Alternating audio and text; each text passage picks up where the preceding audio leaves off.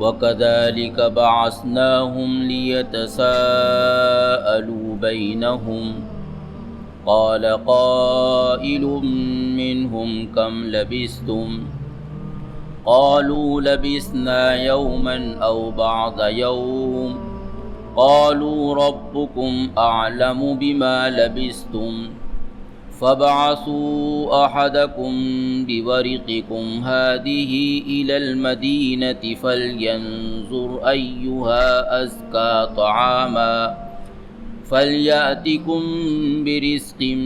مِّنْهُ وَلْيَتَلَطَّفْ وَلَا يُشْعِرَنَّ بِكُمْ أَحَدًا إِنَّهُمْ إِن يَظْهَرُوا عَلَيْكُمْ يَرْجُمُوكُمْ أَوْ يُعِيدُوكُمْ فِي مِلَّتِهِمْ وَلَن تُفْلِحُوا إِذًا أَبَدًا وَكَذَلِكَ أَعْثَرْنَا عَلَيْهِمْ لِيَعْلَمُوا أَنَّ وَعْدَ اللَّهِ حَقٌّ وَأَنَّ السَّاعَةَ لَا رَيْبَ فِيهَا إِذْ يَتَنَازَعُونَ بَيْنَهُمْ أَمْرَهُمْ فَقَالُوا ابْنُوا عَلَيْهِمْ بُنْيَانًا رَبُّهُمْ أَعْلَمُ بِهِمْ قَالَ الَّذِينَ غَلَبُوا عَلَىٰ أَمْرِهِمْ لَنَتَّخِذَنَّ عَلَيْهِمْ مَسْجِدًا سَيَقُولُونَ ثَلَاثَةٌ رَّابِعُهُمْ كَلْبُهُمْ وَيَقُولُونَ خَمْسَةٌ سَادِسُهُمْ كَلْبُهُمْ رَجْمًا بِالْغَيْبِ وَيَقُولُونَ سَبْعَةٌ وَثَامِنُهُمْ كَلْبُهُمْ قُل رَّبِّي أَعْلَمُ بِعِدَّتِهِم مَّا يَعْلَمُهُمْ إِلَّا قَلِيلٌ فَلَا تُمَارِ فِيهِمْ إِلَّا مِرَاءً ظَاهِرًا وَلَا تَسْتَفْتِ فِيهِم مِّنْهُمْ أَحَدًا۔ اور اسی طرح ہم نے ان کو بیدار کیا تاکہ وہ باہم ایک دوسرے سے پوچھیں۔ ان میں سے کسی کہنے والے نے کہا کہ تمہیں کتنی مدت ہو گئی؟ انہوں نے کہا کہ ہم ایک دن یا ایک دن کا بھی کچھ حصہ یہاں ٹھہرے ہیں۔ انہوں نے کہا کہ تمہارا رب تمہارے ٹھہرنے کی مدت کو خوب جانتا ہے، سو تم میں اپنے میں سے کسی ایک شخص کو یہ سکہ لے کر شہر بھیجو، پھر وہ دیکھے کہ کون سا کھانا زیادہ لذیذ ہے، اس میں سے کچھ وہ لے آئے اور ہوشیاری سے کام لے اور تم پر کوئی مطلع نہ ہونے پائے۔ اگر یہ لوگ تم پر اطلاع پا گئے تو تم کو سنگسار کر دیں گے یا تمہیں اپنے مذہب پر لوٹا لیں گے، اور ایسی صورت میں تم کبھی بھی فلاح نہیں پا سکو گے۔ اور اس طرح ہم نے ان پر لوگوں کو مطلع کر دیا تاکہ لوگوں کو یقین ہو جائے کہ اللہ تبارک و تعالیٰ کا حق ہے، اور یہ کہ قیامت کے قائم ہونے میں کوئی شک نہیں ہے۔ جس وقت کہ یہ باہم اپنے معاملے میں جھگڑ رہے تھے، ان لوگوں نے کہا کہ ہم ان پر ایک عمارت تعمیر کریں گے۔ ان کا رب ان کے احوال کو خوب جاننے والا ہے۔ جو لوگ ان کے معاملے میں غالب تھے انہوں نے کہا کہ ہم یہاں ایک مسجد تعمیر کریں گے۔ پھر یہ لوگ کہیں گے کہ یہ 3 تھے اور چوتھا ان کا کتا تھا، اور کچھ لوگ کہیں گے کہ یہ 5 تھے اور چھٹا ان کا کتا تھا۔ یہ سب اٹکل کی باتیں ہیں۔ اور کچھ لوگ کہیں گے کہ یہ 7 تھے اور 8واں ان کا کتا تھا۔ آپ کہہ دیجئے کہ میرا رب ان کی تعداد کو خوب جانتا ہے اور تم کچھ نہیں جانتے مگر تھوڑی باتوں کے۔ فلا تماری فیہم، لہذا ان کے معاملے میں بحث نہ کریں مگر سرسری بحث، اور ان کے سلسلے میں ان میں سے کسی سے پوچھنے کی ضرورت نہیں ہے۔ بیان یہ چل رہا ہے کہ اللہ تبارک و تعالیٰ نے ایمان والوں کے لیے اور اعمال صالحہ کرنے والوں کے لیے جو اجر حسن کا وعدہ فرمایا ہے، اللہ تبارک و تعالیٰ اپنے اس وعدے کو دنیا میں بھی پورا فرماتے ہیں، اور اللہ کا یہ وعدہ آخرت میں بھی پورا ہو کر رہے گا۔ اور دنیا میں بہت سی مرتبہ حالات ایسے نظر آتے ہیں کہ بظاہر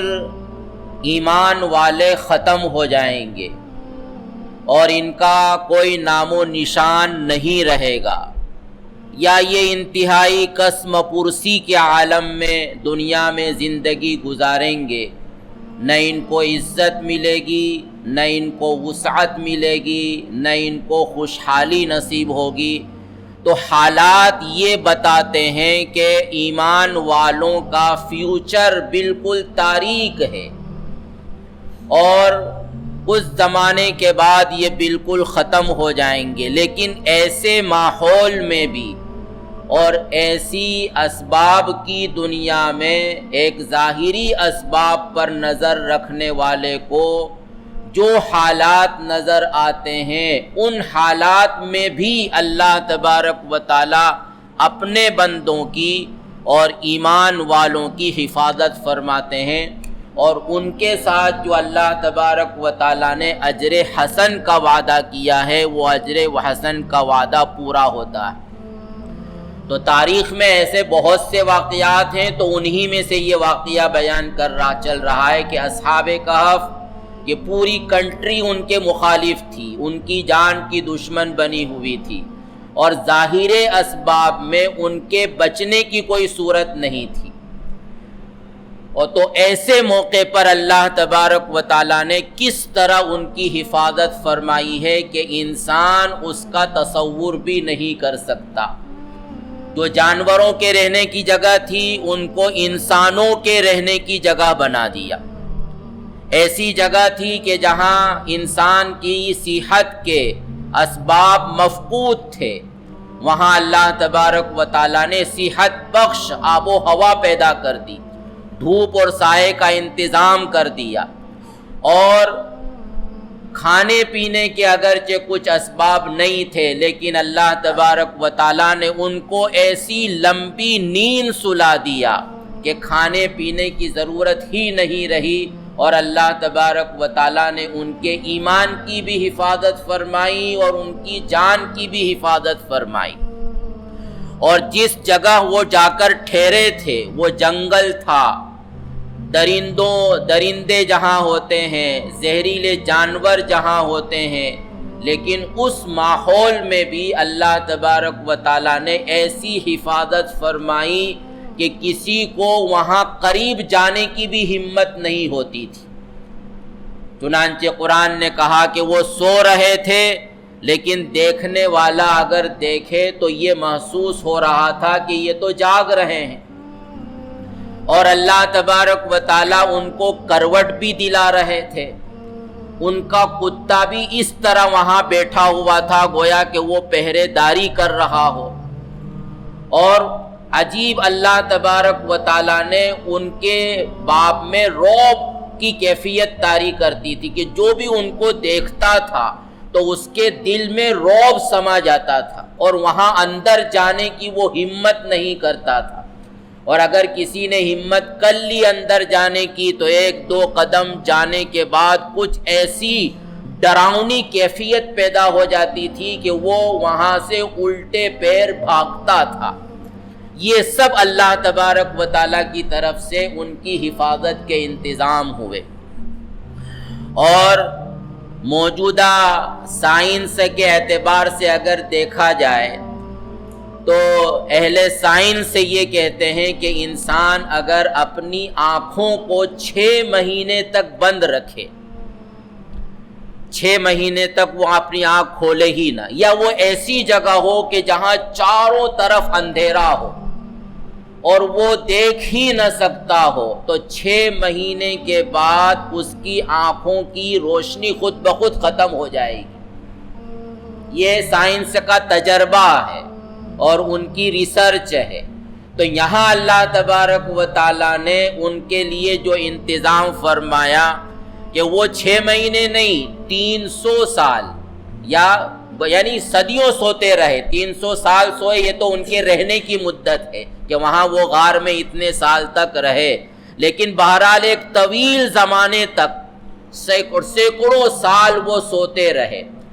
لیکن قرآن یہ کہہ رہا ہے کہ وہ اس طرح سو رہے تھے کہ کوئی دیکھے تو ایسا اس کو معلوم ہو کہ یہ تو جاگ رہے ہیں، تو جس کا بظاہر مطلب یہ ہے کہ ان کی آنکھیں کھلی ہوئی تھی۔ تو سونے کے باوجود اللہ تبارک و تعالیٰ نے ان کی آنکھوں کو کھلا رکھا تاکہ ان کی آنکھوں کو کوئی نقصان نہ پہنچے۔ اگرچہ اللہ تبارک و تعالیٰ کی ذات تو ہر چیز پر قادر ہے، لیکن بہرحال دنیا کا اللہ نے جو قانون بنایا ہے، جو نظام بنایا ہے، اور جس نظام اور اللہ اپنے قانون کے متعلق خود کہتا ہے کہ لن تجد لسنت اللہ تبدیلا، کہ ہم نے دنیا کو چلانے کا جو قانون بنایا ہے اس قانون میں ہم کوئی تبدیلی نہیں لاتے۔ تو اگر مان لیجئے کہ سائنس کی یہ ریسرچ درست ہے کہ 6 مہینے تک اگر کوئی نہ دیکھے یا وہ ایسی جگہ ہو کہ جہاں اس کو دیکھنے کا موقع نہ ملے یا اس کی آنکھیں بند رہے تو اس کی روشنی چلی جاتی ہے، تو اگر یہ اللہ ہی کا بنایا ہوا قانون ہے تو اللہ نے اپنے اس قانون کے باوجود بھی ان کی اس طرح حفاظت کی کہ وہ سو رہے تھے لیکن ان کی آنکھیں کھلی ہوئی تھی، تو اللہ نے ان کی آنکھوں کی حفاظت فرمائی۔ پھر ایک انسان اگر سینکڑوں برس ایک ہی کروٹ پر سوتا رہے تو اس کو اسکن کینسر ہو سکتا ہے اور اس کی کھال گل سکتی ہے، سڑ سکتی ہے، اور مٹی اس کے جسم کو کھا سکتی ہے، وہاں کیڑے پڑ سکتے ہیں۔ تو اللہ تبارک و تعالیٰ نے یہ انتظام کیا کہ گہری نیند میں انسان خود کروٹ نہیں لیتا ہے، لیکن اللہ ان کو موقع بموقع کروٹ دلاتے تھے۔ نقلبہم ذات الیمین و ذات الشمال، اور کہتے ہیں کہ وہاں اگر کسی کو پتہ بھی چل جاتا کہ یہاں کچھ لوگ سو رہے ہیں تو وہاں کسی کو جانے کی ہمت نہیں ہوتی تھی۔ اللہ تبارک و تعالیٰ نے وہاں ایسا ماحول پیدا کر دیا تھا کہ جو بھی ان کو دیکھتا تو دہشت میں مبتلا ہو جاتا، ان پر ایک قسم کا رعب طاری ہو جاتا۔ اور ویسے بھی جو اللہ کے خاص بندے ہوتے ہیں، جو انتہائی متقی ہوتے ہیں، پرہیزگار ہوتے ہیں، جن کی صبح سے لے کر شام تک کی زندگی سنتوں کے مطابق گزرتی ہے اور گناہ کے قریب بھی وہ نہیں پھٹکتے، تو اللہ تبارک و تعالی ان کے باب میں لوگوں پر رعب طاری کر دیتے ہیں، چاہے وہ بظاہر کمزور ہوتے ہیں، اپنے جسم کے اعتبار سے بھی کمزور ہوتے ہیں، یا ان کے پیچھے کوئی حکومتی طاقت نہیں ہوتی، لیکن یہ من جانب اللہ ہوتا ہے کہ جو اللہ کے خاص بندے ہوتے ہیں اللہ تبارک و تعالیٰ ان کے سلسلے میں رعب طاری کرتے تھے۔ خود نبی کریم صلی اللہ علیہ وسلم کے باب میں آیا ہے کہ اللہ کے رسول صلی اللہ علیہ وسلم کی ذات کا ایک رعب تھا، اگرچہ اللہ کے رسول اپنے ساتھیوں کے ساتھ بہت گھل مل کر رہتے تھے، اس طرح رہتے تھے جس طرح کے دوست کے ساتھ رہتا ہے، لیکن اس کے باوجود اللہ کے رسول کا ایک رعب تھا۔ آپ کے بہت زیادہ قریب رہنے والے صحابہ بھی آپ کو آنکھ اٹھا کر اور کھل کر دیکھنے کی ہمت نہیں کر پاتے تھے، اور روایات میں ہے کہ اللہ کے رسول مدینے میں تھے لیکن 2 مہینے کی مسافت تک لوگوں پر آپ کا رعب طاری رہتا تھا، یعنی جو دنیا کی سپر پاور حکومتیں تھی اس زمانے میں، رومن ایمپائر اور پرشین ایمپائر، کہ جن کے پاس دنیا کی دولتیں تھیں اور بڑی بڑی طاقتیں تھیں، ان کے سامنے بھی جب مدینہ کی ریاست کے بادشاہ رسول اللہ صلی اللہ علیہ وسلم کا تذکرہ آتا تھا، حالانکہ آپ کے پاس کوئی لمبی چوڑی فوج نہیں تھی، آپ کے پاس کوئی ایسا خطرناک اسلحہ اور ہتھیار نہیں تھا، لیکن ان پر رعب طاری ہو جاتا تھا، اور وہ ہمت نہیں کرتے تھے کہ اللہ کے رسول کی مدینہ پر ریاست پر کوئی لشکر کشی کرے۔ تو یہ اللہ کا خاص نظام ہوتا ہے اپنے مخصوص بندوں کے ساتھ۔ پھر اللہ تبارک و تعالیٰ نے کہا کہ جس طرح اللہ نے ان کو ایک لمبی نیند سلایا، تو ایک لمبی نیند سلانے کے بعد اللہ تبارک و تعالیٰ نے ان کو بیدار کیا، یعنی لمبی نیند سلانا، اس حالت میں ان کی حفاظت کرنا جس طرح اللہ تبارک و تعالیٰ کی قدرت کی بڑی نشانیوں میں سے ایک نشانی ہے، اور اللہ کی طرف سے جو اجر حسن کا وعدہ ہے اس وعدے کی تکمیل ہے، تو ایسے ہی اس نیند سے ان کو بیدار کرنا بھی اللہ تبارک و تعالیٰ کی قدرت کی نشانیوں میں سے بڑی نشانی ہے، اور اللہ کی طرف سے کیے ہوئے وعدے کی تکمیل ہے۔ چنانچہ ان کو جب بیدار کیا تو قرآن یہ کہہ رہا ہے کہ پھر وہ آپس میں گفتگو کرنے لگے کہ کتنے دن ہو گئے ہم کو یہاں آئے ہوئے، یعنی کتنی مدت ہم یہاں سوئے ہیں۔ تو ان کی باتوں سے یہ معلوم ہو رہا ہے کہ ان کو اس بات کا احساس نہیں تھا کہ 3 صدیاں گزر گئی ہے، 300 سال ہو چکے، ان کو بالکل اس کا احساس نہیں تھا۔ چنانچہ کسی نے کہا کہ 1 دن ہوا ہوگا، کسی نے کہا کہ ارے 1 دن سے بھی کم ہوا، یعنی جس طرح عام دنوں میں انسان سوتا ہے پھر اٹھ جاتا ہے، تو اس کو معلوم ہے کہ میں 10 بجے سویا تھا تو ابھی صبح 6 بج رہے ہوں گے، تو چند گھنٹے سویا ہوں یا چند 1 دن کا کچھ حصہ ہم سوئے ہوئے ہوں گے، یہ سب آپس میں گفتگو کر رہے ہیں۔ اس سے یہ بات، یعنی یہ بھی اللہ کی قدرت کی نشانی ہے کہ اتنا لمبا زمانہ وہ سوئے، یعنی 300 سال اگر وہ سوئے ہیں تو ظاہر ہے کہ یہ معمولی مدت، 300 سال آدمی زندہ بھی نہیں رہتا، عام یعنی جو اس زمانے کے لوگوں کی عمریں ہیں اس کے اعتبار سے 300 سال آدمی زندہ بھی نہیں رہتا، یہ لوگ 300 سال بغیر کھائے پیے سوتے رہے، اور اللہ تبارک و تعالیٰ نے ان کو زندہ اور صحیح سالم رکھا، لیکن ان کو احساس نہیں ہوا۔ اس کا کیا مطلب کہ یہ بہت زیادہ بھوک محسوس نہیں کر رہے تھے، بہت زیادہ پیاس محسوس نہیں کر رہے تھے، یا ان کے جسم میں کوئی ایسی تبدیلی نہیں آئی تھی کہ بال بہت بڑے بڑے ہو گئے ہوں، ناخن لمبے لمبے ہو گئے ہوں۔ ظاہر ہے کہ اس صورت میں احساس ہو جائے گا یہ کیا ہوگا، 1 دن میں اتنے لمبے ہو گئے ہمارے ناخن اور ہمارے بال، تو کچھ بھی گویا ان کے ظاہری جسم پر کوئی تبدیلی نہیں آئی، بلکہ یہ بھوک بھی محسوس نہیں کر رہے تھے کہ بہت زیادہ بھوک لگ رہی ہو اور بھوک کی وجہ سے ان سے کھڑا بھی نہ ہوا پا رہا ہو، تو اس لیے وہ گویا ایک نارمل سوئے تھے اور اٹھ گئے تو ایسی گفتگو کر رہے ہیں۔ اس سے اللہ تبارک و تعالیٰ نے یہ بتلایا ہے، اور آگے اس کا تذکرہ بھی کیا جا رہا ہے کہ یہ جو ہم قیامت کے بعد دوبارہ زندہ کرنے کی بات کرتے ہیں تو بہت سے لوگوں کو بہت تعجب ہوتا ہے کہ لوگوں کو برسوں ہو گئے مرے ہوئے، اربوں خربوں سال پہلے وہ مر چکے ہیں، تو اب وہ دوبارہ کیسے زندہ ہو جائیں گے، اور ان کا حساب و کتاب ہوگا اور ان کی پچھلی زندگی کے متعلق ان سے پوچھا جائے گا۔ تو کہا کہ یہ ایک نشانی ہے اس کی، جب اللہ اس دنیا میں، جس دنیا کا ایک ظاہری نظام ہے کہ جہاں آدمی اتنا لمبا نہیں سوتا، اس دنیا میں اتنا لمبا سلا لینے کے باوجود اللہ تبارک و تعالیٰ ان کو دوبارہ بیدار کر سکتا ہے، حتیٰ کہ ان کو احساس بھی نہیں ہوتا کہ ہم اتنا لمبا سوئے ہیں۔ تو یہی معاملہ مر جانے کے بعد دوبارہ زندہ ہونے کے وقت ہوگا۔ چنانچہ سورہ نور میں اللہ تبارک و تعالیٰ نے یہ بیان کیا ہے کہ جب اللہ قیامت قائم کریں گے اور لوگوں کو دوبارہ زندہ کریں گے تو لوگ آپس میں گفتگو کریں گے کہ ہم کب مرے تھے اور کب زندہ ہوئے، تو کوئی 1 دن تو ہوا ہے ابھی، کوئی کہے گا نہیں آدھا دن گزرا، تو جو برسوں پہلے مر گئے، خربوں سال پہلے مر گئے، ان کو بھی جب زندہ کیا جائے گا قیامت کے دن، تو اللہ وہ ان کو یہی احساس ہوگا کہ ابھی ہم تو مرے تھے، 1 دن ہوا یا 2 دن گزرے. تو یہ اللہ کا نظام ہے. تو یہ اس سے اس کی حقانیت ثابت ہوتی ہے. پھر کہنے لگے کہ چھوڑو ان باتوں کو، چونکہ یہ اللہ والے لوگ تھے. اللہ والے لوگوں کی یہ نشانیاں ہیں کہ وہ فضول باتوں میں نہیں پڑتے، ایسے کام میں نہیں لگتے کہ جس کام سے کوئی دینی یا دنیاوی فائدہ نہ ہو. جیسا کہ ہم لوگوں کا معاملہ ہے کہ گھنٹوں بیٹھے رہتے ہیں موبائل میں یا آپس میں بیٹھ کر ہنسی مذاق کر رہے ہیں، گپ شپ کر رہے ہیں، کہ جس میں نہ کوئی دنیا کا فائدہ نہ دین کا فائدہ. لیکن اللہ کے بندوں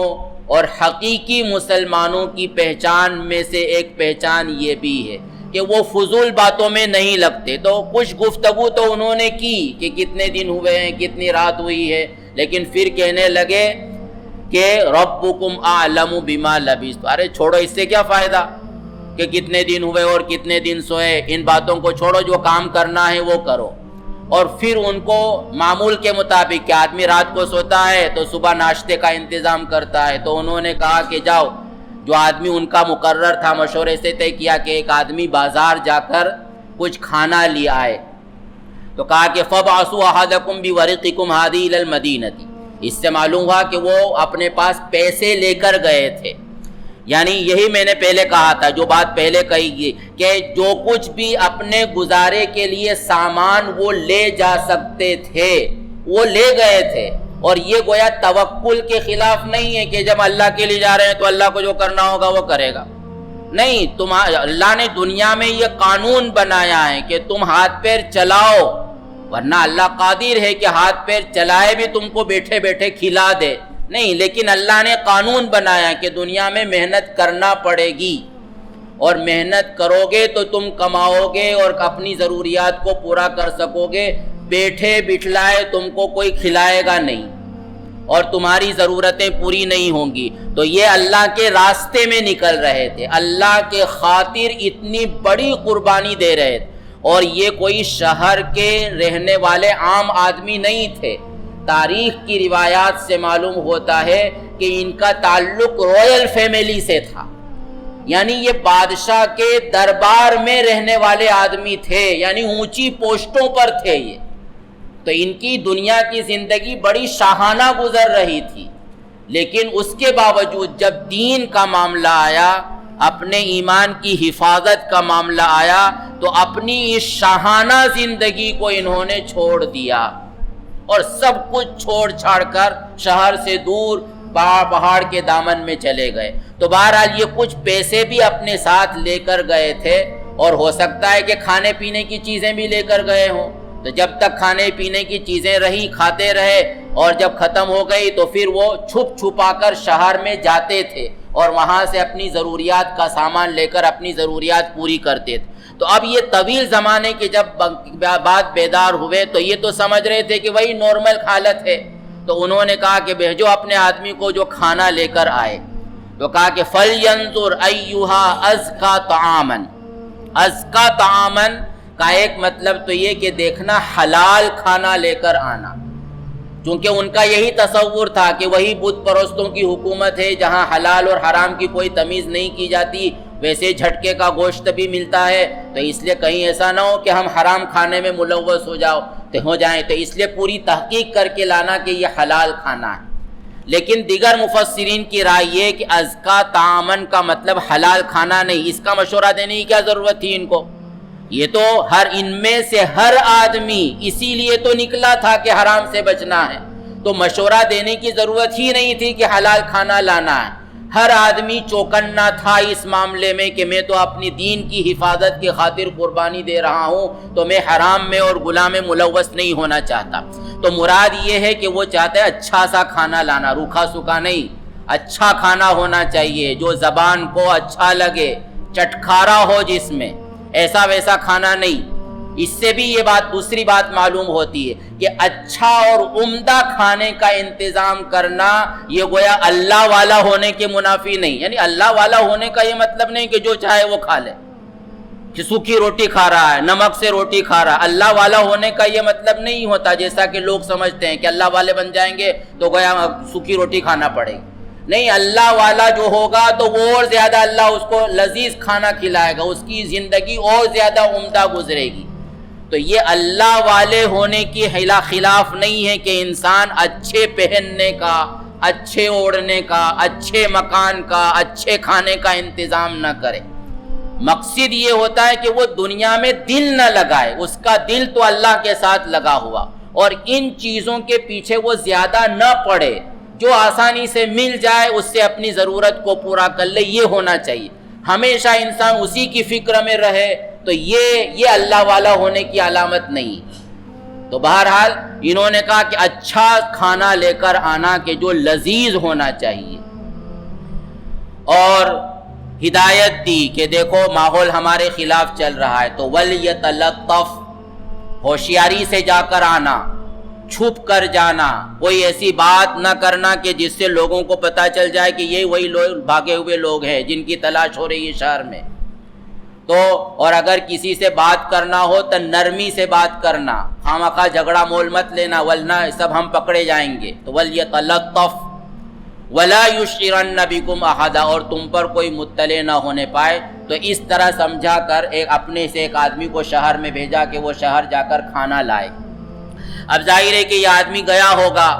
اور ان کے پاس تو 300 سال پہلے کا سکہ تھا، اور 300 سال میں تو کیا کچھ ہو جاتا ہے، وہ کرنسی بھی بدل گئی تھی، اور ظاہر ہے کہ 300 سال میں آبادی میں، ماحول میں، دکانوں میں، کاروبار میں، مارکیٹ میں کتنی تبدیلی آ جاتی ہے۔ تو یہ گیا تو اس کو سب اجنبی محسوس ہونے لگا کہ یہ کیا، رات تو یہ تھا اور اب صبح میں یہ ہو گیا،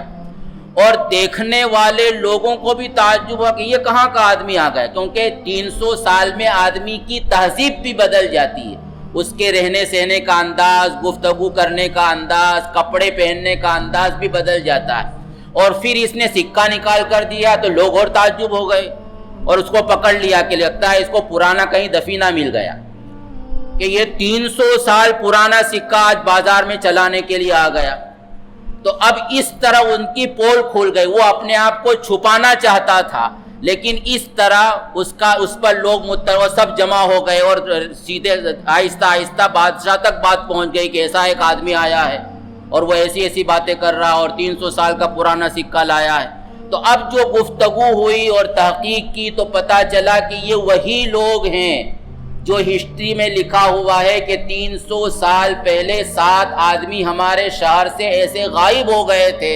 کہ تلاش کرنے کے باوجود ان کا پتہ نہیں چلا تھا۔ تو یہ تو لوگ وہی ہیں۔ تو اب ماحول بالکل چینج ہو چکا تھا، اور اب مسلمانوں کی حکومت تھی، اور بادشاہ انصاف پسند آدمی تھا۔ تو اب یہ وہ لوگ کہ جو شہر سے اپنی جان کو بچا کر بھاگے تھے، اس زمانے میں آج کے ہیرو بن گئے۔ ہر کوئی ان کی آؤ بھگت کر رہا ہے، لوگ دور دور سے آ رہے ہیں، ان کی زیارت کر رہے ہیں کہ یہ کون لوگ ہیں، کتنے مقدس لوگ ہیں، یہ کتنے بزرگ لوگ ہیں کہ اللہ تبارک و تعالیٰ نے ان کی حفاظت کری۔ تو اللہ نے یہ دکھایا کہ ایمان والے کی زندگی ایک زمانے میں ایسی معلوم ہوتی ہے کہ یہ اپنی جان کو بھی بچا نہ پائیں گے، لیکن اللہ تبارک و تعالیٰ اگر ایمان والے اپنے ایمان کی حفاظت کرنا چاہتے ہیں تو ایسا انتظام کرتا ہے کہ وہ آج کے جان کی حفاظت کرنے والے وہ کل کے ہیرو بن کے آتے ہیں۔ لوگ ان کو ویلکم کہتے ہیں، ان کا استقبال کرتے ہیں، ان کے لیے ریڈ کارپیٹ بچھ رہی ہے کہ یہ تو بہت بڑے لوگ ہیں، اللہ نے ان کے ساتھ یہ معاملہ کیا۔ تو اس طرح لوگ ان پر مطلع ہو گئے، اور ان کو تو وہی خطرہ تھا کہ لوگ اگر ہم کو معلوم ہو گیا تو ہم کو مار ڈالیں گے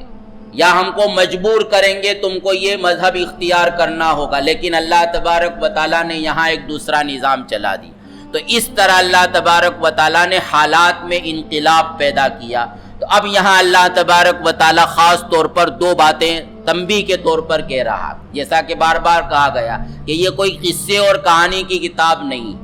عبرت حاصل کرنے کی کتاب، نصیحت اور ہدایت لینے کی کتاب ہے۔ تو اللہ نے قصے کو روک کر یہاں 2 باتیں سمجھائی ہیں کہ ایک تو یہ کہ اس واقعے سے تم کو اس بات کا یقین ہونا چاہیے کہ اللہ نے ایمان والوں کے ساتھ جو وعدہ کیا ہے اجر حسن کا، وہ وعدہ برحق ہے۔ تم اس کو جملہ نہ سمجھو، بلکہ یہ برحق وعدہ ہے، اگرچہ تم کو یہ نظر آ رہا ہو کہ اللہ کا وعدہ کیسے پورا ہوگا، بلکہ لوگ موقع پر تانا دیتے ہیں کہاں گیا تمہارا اللہ، لوگ تانا دیتے ہیں کہ کہاں گیا تمہارا اللہ، تمہارا خدا تمہاری حفاظت کیوں نہیں کر رہا،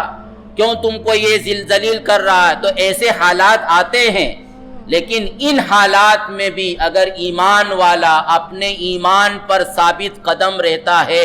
تو اللہ نے جو وعدہ کیا ہے اس وعدے کی تکمیل ہو کر رہتی ہے، کیونکہ اللہ کا وعدہ ایک وقت کے لیے ہوتا ہے، تو وہ اللہ ہی کو معلوم ہے کہ وہ وقت کب آئے گا اور کب اس میرے وعدے کی تکمیل ہوگی۔ تو اللہ نے اپنے اس وعدے کو پورا کیا۔ اور دوسری بات کہ وَأَنَّ السَّاعَةَ لَا رَيْبَ فِيهَا، کہ جس طرح اللہ دنیا میں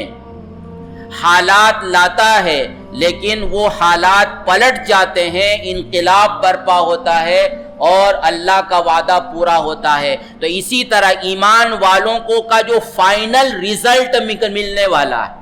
اور اصل جو آخرت کا اللہ کا وعدہ ہے جس میں فائنل ریزلٹ تقسیم ہوں گے اور وہ قیامت کے بعد ہوگا، تو اس قیامت کو بھی تم سمجھ سکتے ہو اس واقعے سے کہ جب 300 سال دنیا میں سونے کے بعد آدمی زندہ ہو سکتا ہے تو قیامت کے بعد تو معاملہ ہی دوسرا ہوگا، وہ تو دنیا ہی دوسری ہوگی۔ تو اللہ تبارک و تعالی برسوں کے بعد قیامت قائم کر کے دوبارہ کیوں زندہ نہیں کر سکتا؟ اب یہ معاملہ ہو گیا تو اب لوگوں میں کہ یہ بہت بڑے لوگ ہیں، اب ان کا کیا ہوا آگے قرآن نے کچھ بیان نہیں کیا، اب یہ کتنے سال اور زندہ رہے یا اسی وقت اللہ نے ان پر موت طاری کر دی اور وہیں دفن کر دیے گئے، اب ان کا آگے کیا حال ہوا قرآن کچھ بیان نہیں کر رہا ہے، کیونکہ جو مقصد تھا وہ مقصد یہاں پورا ہو گیا کہ اللہ تبارک و تعالیٰ اپنے وعدے کی تکمیل کیسے فرماتے ہیں۔ اب لوگوں کے درمیان کچھ چرچے ہونے لگے تو ان کا آگے کی آیت میں اللہ تبارک و تعالیٰ نے تذکرہ کیا۔ اللہ تعالیٰ ہمیں قرآن سے ہدایت لینے کی توفیق عطا فرمائے۔ سبحان اللہ و بحمدہ، سبحانک اللہم و بحمدک، نشہد ان لا الہ الا انت، نستغفرک و نتوب الیک۔